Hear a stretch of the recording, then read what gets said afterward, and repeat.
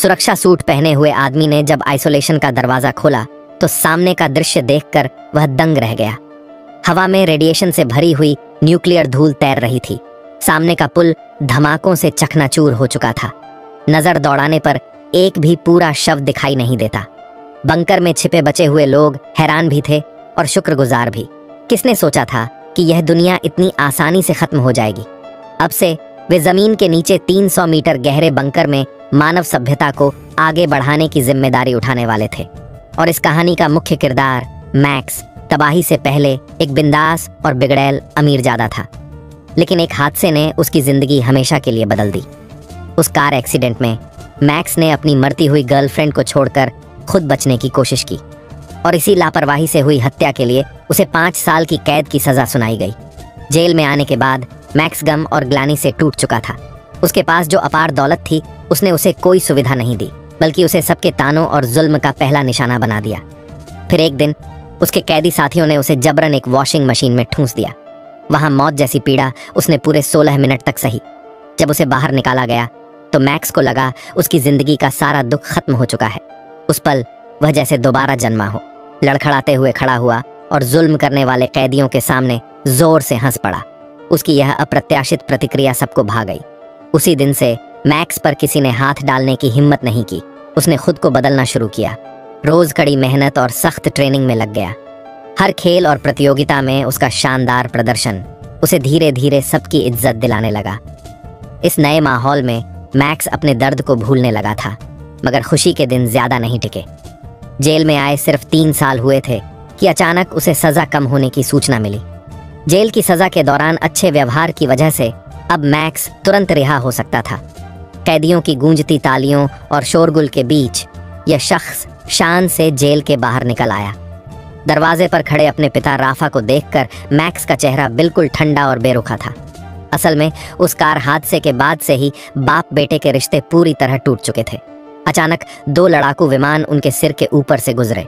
Rafa ने गंभीर लहजे में मैक्स को बताया कि उसे समय से पहले रिहा कराने के लिए उसने अपने बड़े बड़े संपर्कों और भारी भरकम पैसे का इस्तेमाल किया है। अब बाहर की हालात बेहद नाजुक हो चुके हैं और उसे मैक्स को एक गुप्त बंकर में लेकर शरण लेनी होगी। मैक्स के दिल में भारी झिझक थी। वह अभी अभी जेल से बाहर निकला था, दोबारा किसी भूमिगत कैद खाने में नहीं घुसना चाहता था। लेकिन उसके पिता ने बेचैनी से समझाया कि उसकी माँ और नानी पहले ही बंकर में पहुंच चुकी हैं। इसके अलावा वहां उसकी दिवंगत गर्लफ्रेंड का पिता भी मौजूद है। यह आखिरी बात सुनकर मैक्स का कदम रुक गया। उसे लगा कि अब वक्त आ गया है अपने पुराने गुनाहों का सामना करने का। बंकर की ओर जाते हुए राफा ने बेटे को इसकी असलियत बताई। वह एक टेनिस क्लब में एक बड़े सैन्य अधिकारी से मिला था और उसी से उसे पता चला कि देश के कुछ चुनिंदा अमीर लोग चुपचाप एक सर्वनाश बंकर तैयार करवा रहे हैं। राफा ने लगभग अपनी पूरी दौलत इस काम में लगा दी। तभी जाकर उसे एक बहुमूल्य प्रवेश पत्र मिला।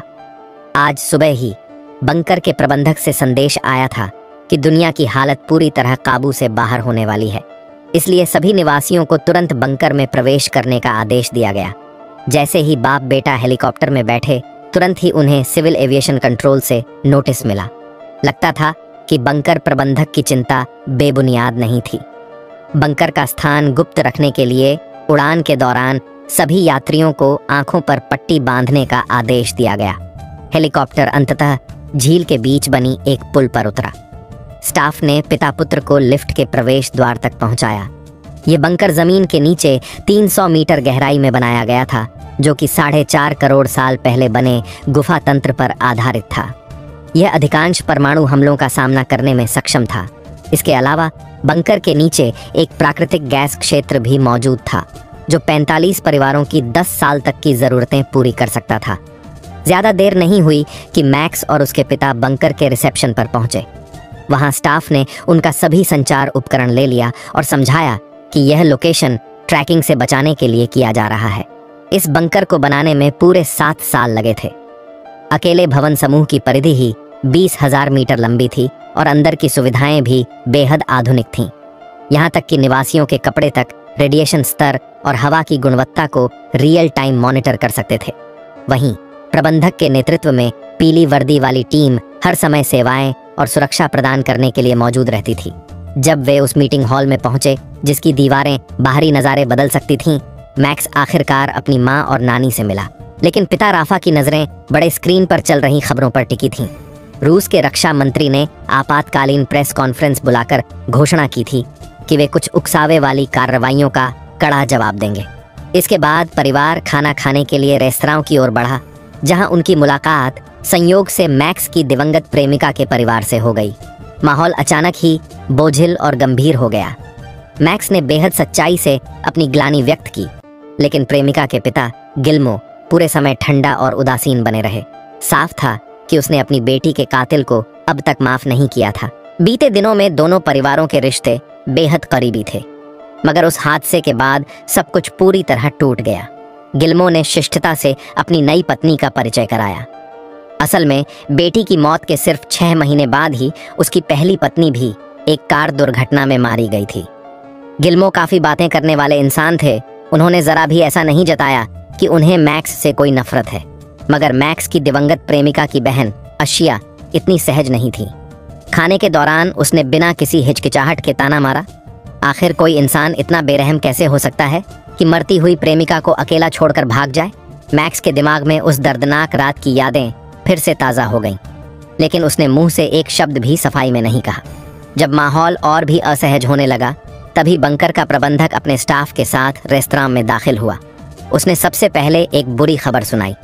अटलांटिक में युद्ध की स्थिति और भी बिगड़ चुकी है, इसलिए सबको लंबे समय तक बंकर में रहने के लिए तैयार रहना होगा। इसके बाद उसने कुछ जरूरी नियमों पर जोर दिया। क्योंकि बंकर में सेवा करने वाले कर्मचारियों की संख्या सीमित थी, इसलिए अब निवासियों को कुछ छोटे मोटे काम खुद करने होंगे, जैसे अपना खाना खुद लेना और खाने के बाद बर्तनों को खुद साफ करना। ये काम सुनने में आसान लगते थे, लेकिन इन ऐशो आराम में पले अमीरों के लिए यह बिल्कुल भी सुखद खबर नहीं थी। मगर बाहर की भयानक स्थिति को देखते हुए सबको अपना असंतोष दबाना पड़ा। आखिर यह उनकी निजी हवेली नहीं थी।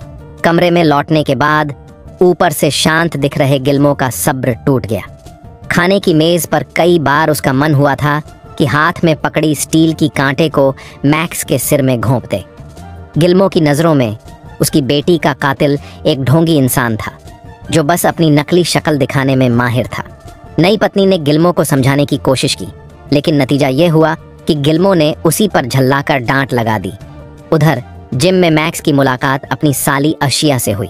वह नहीं चाहता था कि अपनी प्रेमिका की बहन हमेशा नफरत में डूबी रहे, इसलिए उसने उसे अपनी प्रेमिका का वह मोबाइल सौंप दिया जो हादसे की जगह पर गिरा रह गया था। अशिया तुरंत अपने कमरे में लौट आई और उसमें मौजूद एल्बम खोलकर देखने लगी। ज्यादातर वीडियो उसकी बहन और मैक्स के बीच की निजी और प्यारी यादों से भरे थे। स्क्रीन पर बहन के चेहरे पर खिली हुई मुस्कान देखकर अशिया के लिए यह मानना मुश्किल था कि मैक्स वाकई इतना बेरहम हो सकता है। इसी बीच उदास गिल्मो शराब पीने रेस्तरां आ पहुंचा, लेकिन वहां उसे बताया गया कि हर निवासी को रोजाना सिर्फ 2 गिलास की सीमा है। वह कुछ कहने ही वाला था कि अचानक बार का काउंटर जोरों से हिलने लगा। साथ ही रेस्तरां की स्क्रीन तेजी से झिलमिलाने लगी। अगले ही पल कान फाड़ देने वाला सायरन बज उठा। घोषणा हुई, बंकर पर हमला हुआ है। कृपया सभी लोग तुरंत सबसे निचली मंजिल के गुंबद वाले क्षेत्र में जाएं। वह इस बंकर का सबसे सुरक्षित इलाका है। अब पूरा बंकर बुरी तरह हिल रहा था। चारों तरफ अफरा तफरी मच गई। लोग चिल्लाते हुए हर दिशा में भागने लगे। अशिया उलटी दिशा में दौड़ी और बार के पास पहुंच गई, जहां उसने देखा कि मैक्स और उसका बेटा मिलकर पिता राफा को सहारा देकर बाहर ला रहे थे। यह दृश्य देखकर अशिया के दिल में अचानक एक हल्की सी नरमी आ गई। उसे महसूस हुआ कि शायद मैक्स उतना बुरा इंसान नहीं जितना उसने सोचा था। सभी लोग जल्दी जल्दी लिफ्ट में घुसे और नीचे की ओर बढ़ने लगे, मगर बीच रास्ते अचानक लिफ्ट में गड़बड़ी हो गई। वह तेजी से नीचे गिरने लगी। सबके मुंह से निराशा और दहशत भरी चीखें निकल पड़ी, लेकिन ठीक वक्त पर आपातकालीन ब्रेक सिस्टम सक्रिय हो गया। लिफ्ट रुक गई और सबकी जान बच गई। हकबकाए और सहमे हुए लोग लिफ्ट से बाहर निकले और भीड़ के साथ मिलकर गुंबद वाले सुरक्षित क्षेत्र में प्रवेश कर गए। हॉल की बड़ी स्क्रीन पर दुनिया भर की खबरें लाइव दिख रही थीं। युद्ध की स्थिति पूरी तरह बेकाबू हो चुकी थी। ज्यादातर देश इस जंग में घसीटे जा चुके थे। सबका मनोबल बिल्कुल टूट गया। क्या सचमुच तीसरा विश्व युद्ध शुरू हो चुका था? इसी दौरान प्रबंधक आगे आया और सबको सूचित किया कि अभी अभी बंकर के दक्षिणी हिस्से में स्थित अटलांटिक अलायंस बेस पर परमाणु हमला हुआ है। चूंकि दूरी बहुत कम थी, इसलिए बंकर में सबने तीव्र झटके महसूस किए। उसने कहा कि बाहर हालात बेहद जटिल हैं, लेकिन सभी से शांति बनाए रखने की अपील की। कम से कम यह बंकर दुनिया की सबसे सुरक्षित जगह है। मगर उसकी बात पूरी भी नहीं हुई थी कि कई स्क्रीन पर एक एक कर परमाणु विस्फोट के बाद उठते विशाल मशरूम क्लाउड दिखाई देने लगे। थोड़ी ही देर में सिग्नल टूट गया, यहाँ तक कि बंकर के बाहर की पुल तक विस्फोट की धमाके से ढह गई। एक भयंकर धमाके के साथ पूरा हॉल अंधेरे में डूब गया। प्रबंधक घबराकर बोला कि उसे तुरंत नियंत्रण केंद्र जाना होगा। मौजूद अमीर लोग आपस में धीमी आवाज में बेकरारी से चर्चा करने लगे। उन्होंने बंकर में शरण इसलिए ली थी ताकि परमाणु युद्ध से बच सकें, लेकिन यह दिन इतनी अचानक आ टपकेगा किसी ने नहीं सोचा था। जब चारों तरफ माहौल निराशा से भर गया, तब राफा ने तय किया कि अब वक्त आ गया है उस कार दुर्घटना का सच बताने का। असल में मैक्स ने अपनी प्रेमिका को नहीं छोड़ा था। हादसे के बाद उसने सबसे पहले अपने पिता को मदद के लिए फोन किया। राफा जल्दबाजी में वहां पहुंचा और नशे में धुत बेटे को बचाने के लिए उसे जंगल में छिपने पर मजबूर किया। लेकिन अदालत की सुनवाई तक आते आते राफा अपने जमीर के बोझ तले टूट गया और सच बोल दिया। वह नहीं चाहता था कि उसका बेटा झूठ का सहारा लेकर सजा से बचे। इसी वजह से मैक्स को अंततः 5 साल की सजा सुनाई गई। यह छिपा हुआ सच सुनकर दोनों परिवार हक्के बक्के रह गए। नानी गुस्से में दामाद को डांटने लगी। उसके इस बदलते फैसले ने नाती की जिंदगी के 3 साल यूं ही बर्बाद कर दिए। लेकिन मैक्स की मां मजबूती से पति के पक्ष में खड़ी रही। उसकी नजर में राफा ने जो किया वह बेटे को प्रायश्चित का अवसर देने जैसा था। तभी प्रबंधक बाहर आया और सबको बताया कि उसने अभी अभी स्टाफ से पुष्टि की है। बाहरी दुनिया से जुड़े एंटेना में गड़बड़ी आ गई है, जिसकी मरम्मत जरूरी है ताकि लोग हालात की सही जानकारी पा सकें। वह तकनीशियनों से लाइव प्रसारण शुरू करने को कहेगा। उसी वक्त सुरक्षा प्रमुख अपने एक साथी के साथ पूरी सुरक्षा पोशाक पहनकर तैयार हो गया। सबकी टकटकी भरी नजरों के बीच दोनों ने भारी आइसोलेशन दरवाजा खोला। बाहर का दृश्य मानो कयामत का मंजर था। हर तरफ परमाणु धूल तैर रही थी। हवा में विकिरण बेहद खतरनाक स्तर पर पहुंच चुका था और तापमान लगातार बढ़ता जा रहा था। जैसे ही कैमरे में जली भुनी लाशें दिखाई दी, सबके चेहरे दहशत से सख्त हो गए। इस तबाही की निर्ममता उनकी कल्पना से कहीं ज्यादा थी। उसी वक्त मॉनिटरिंग स्टाफ ने चेतावनी दी कि तापमान और विकिरण की मात्रा अब भी तेजी से बढ़ रही है। मजबूरन दोनों तकनीशियन जल्दी जल्दी एंटेना लगाने लगे। लेकिन काम के बीच अचानक एक मरम्मत कर्मी का दस्ताना तपते लोहे की रेलिंग से चिपक गया। अब वह इंस्टॉलेशन छोड़कर हाथ छुड़ाने में जुट गया। उसने स्क्रू ड्राइवर से दस्ताने को चीरकर किसी तरह हाथ निकाला। इस हालात में मिशन पूरा करना असंभव था। प्रबंधक ने तुरंत आदेश दिया कि दोनों तुरंत बंकर के भीतर वापस लौट आए। परत दर परत सफाई और डिसइंफेक्ट करने के बाद दोनों मरम्मत करने वाले आखिरकार आइसोलेशन रूम में दाखिल हो गए। लेकिन क्योंकि उनके दस्ताने फट गए थे, यह तय था कि उन्होंने भारी मात्रा में रेडिएशन झेला है। स्टाफ ने घबराकर तुरंत कैमरा बंद कर दिया, जिससे बचे हुए अमीर लोग और भी ज्यादा डर गए। बटलर ने कुछ हल्की फुल्की दिलासा देने वाली बातें कहीं और फिर मुड़कर हॉल से बाहर चला गया। जैसे ही उसने पासवर्ड वाला दरवाजा पार किया, उसके चेहरे की चिंता पल भर में गायब हो गई। कंट्रोल रूम के अंदर बैठे कर्मचारी खुशी से तालियां बजाने लगे। असल में यह सब एक सोची समझी चाल थी, लेकिन उनका असली मकसद क्या था? क्या यह सिर्फ दौलत हड़पने का तरीका था, या फिर कयामत के बीच इंसानियत की एक परख? सच जानने के लिए दोस्तों जुड़े रहिए।